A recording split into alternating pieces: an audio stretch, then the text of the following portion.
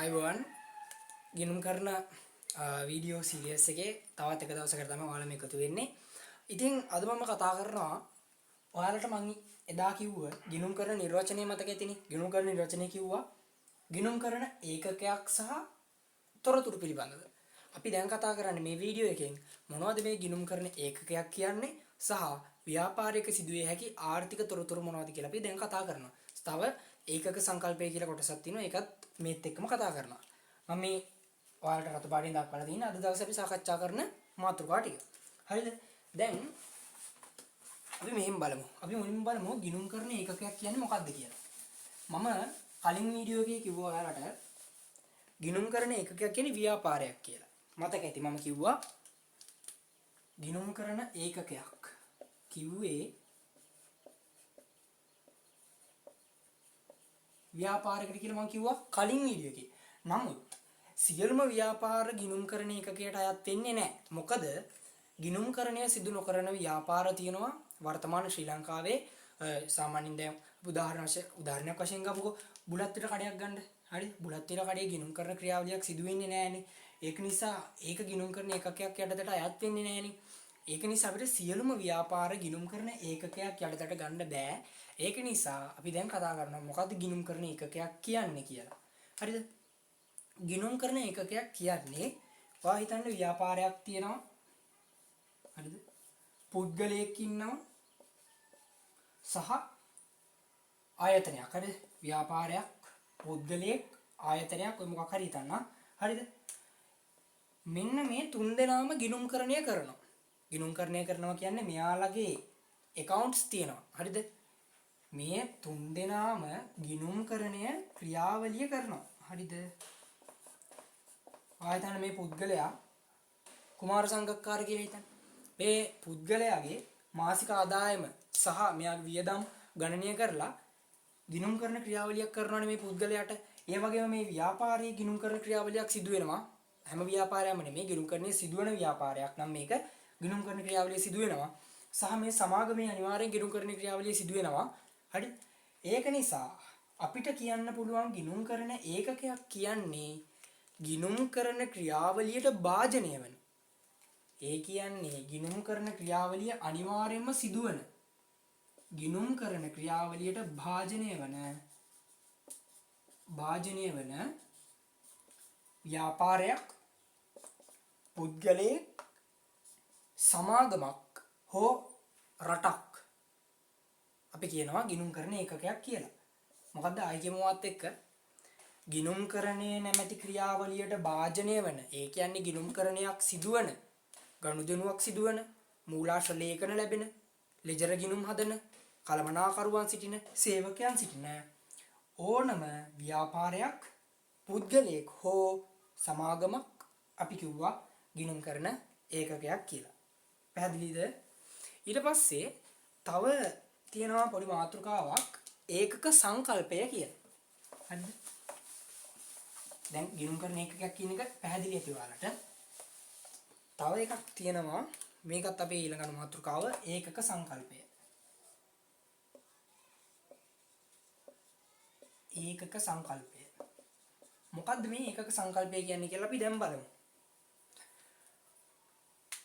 අපි දන්නවා ඕනම ව්‍යාපාරයක අයිතිකාරයෙක් ඉන්නවා. නේද? ඕනම ව්‍යාපාරයක අයිතිකාරයෙක් ඉන්නවනේ. අයිතිකාරයෙකුට ව්‍යාපාර නැහැනේ. ඉතින් මේ ඉන්න අයිතිකාරයා හෝ අයිතිකාරිය මෙයාගේ ව්‍යාපාරයේ දෙස හැගහගෙන ඉන්නේ කොයි වෙලෙත්. හරි? මේ අයිතිකාරයා මේ ව්‍යාපාරයේ සියලුම තොරතුරු දැනගන්න මෙයා කැමැත්තෙන් ඉන්නේ. නමුත් මේ පුද්ගලයා ගිණුම් කරන ක්‍රියාවලියට මැදිහත් වෙන්නේ නැහැ. අයිතිකාරයා සමහර ව්‍යාපාර තියෙනවා අයිතිකාරයා විසින්ම ගිණුම්කරණය කරන.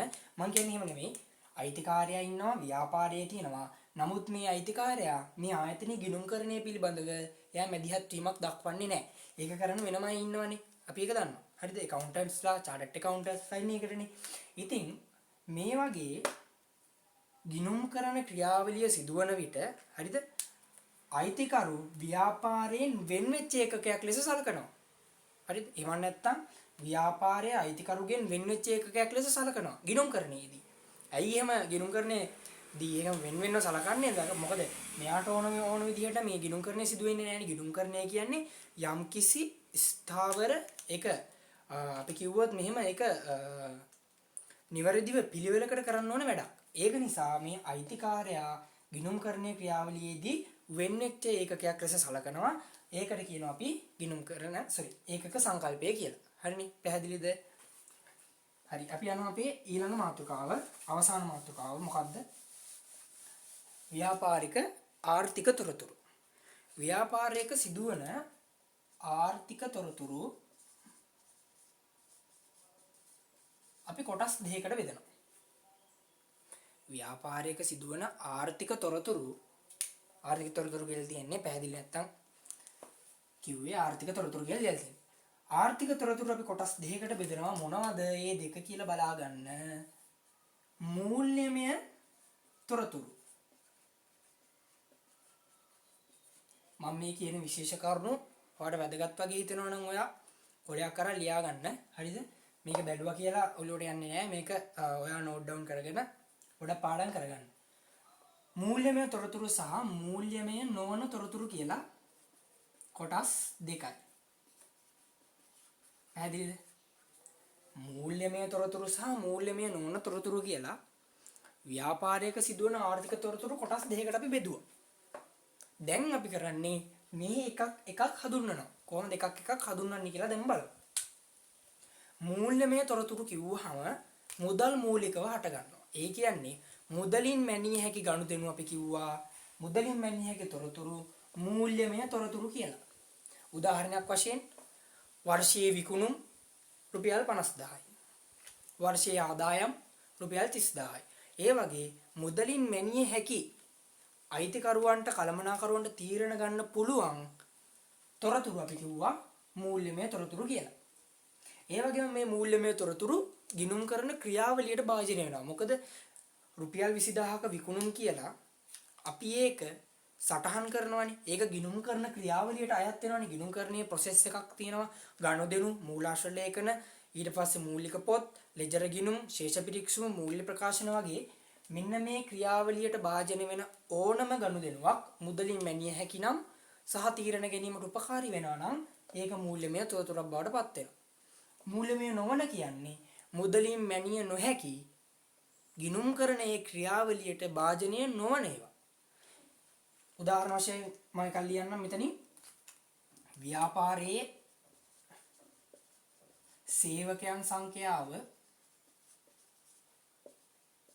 සේවක සංඛ්‍යාව 25කි.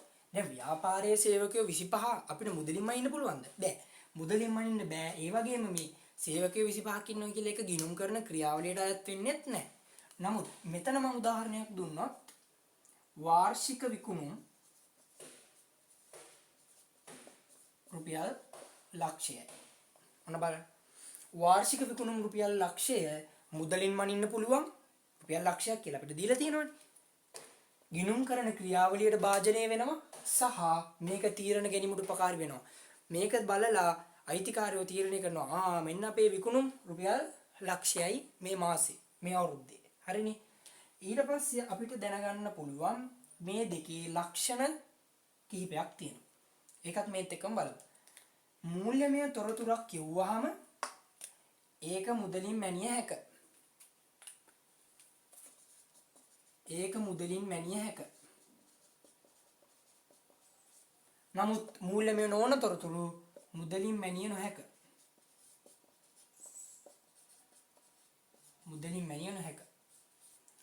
මං කිව්වා මූල්‍යමය තොරතුරු මොනවටද ගිණුම් කරන ක්‍රියාවලියට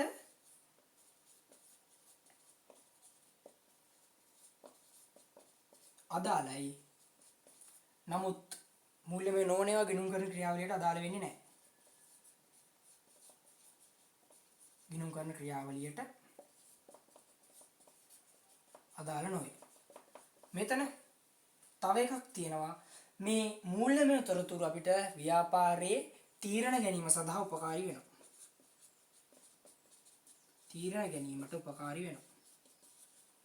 එහෙනම් අපිට නිර්වචනය හදාගන්න පුළුවන් මේ ලක්ෂණ තුනෙන් මොකද්ද මූල්‍යමය තොරතුරක් කියන්නේ? මුදලින් මැනිය හැකි ගිණුම් කරන ක්‍රියාවලියට අදාළ තීරණ ගැනීමට උපකාරී වන තොරතුරු මූල්‍යමය තොරතුරු. මේ විභාගයට එනවා. මේක මූල්‍යමය නොවන තොරතුරක් නම් මුදලින් මැනිය නොහැකි ගිණුම් කරන ක්‍රියාවලියට අදාළ නොවන තොරතුරු මූල්‍යමය නොවන තොරතුරු කියලා අපිට කියන්න පුළුවන්. ඉතින් ඔහොම තමයි අද වීඩියෝ එක. ඉතින් මේ වගේ තවත් වීඩියෝ වලට රැඳිලා ඉන්න කියලා ආරාධනා කරලා සිටිනවා. එතකම් ඔයාලට සුබ දවසක්.